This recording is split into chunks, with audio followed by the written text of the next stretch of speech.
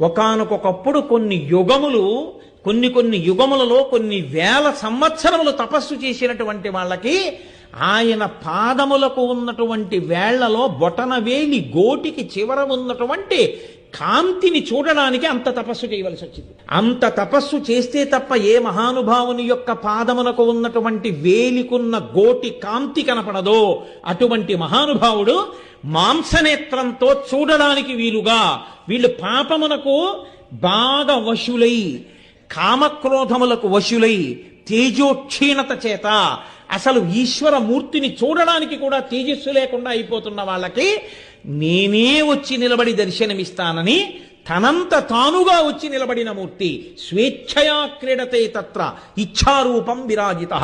ఆయనంతా ఆయన కోరుకుని నిలబడినటువంటి మూర్తి.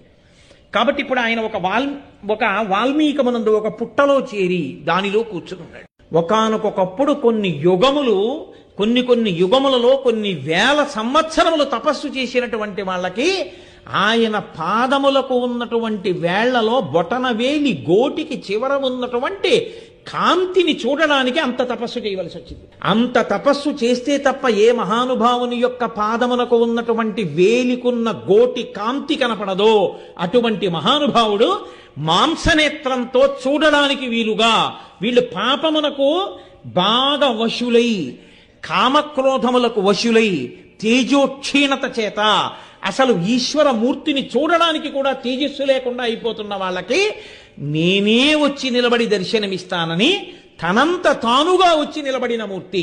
స్వేచ్ఛయా క్రీడతే తత్ర ఇచ్ఛారూపం విరాజిత. ఆయనంతా ఆయన కోరుకుని నిలబడినటువంటి మూర్తి. కాబట్టి ఇప్పుడు ఆయన ఒక వాల్మీకమునందు ఒక పుట్టలో చేరి దానిలో కూర్చున్నాడు.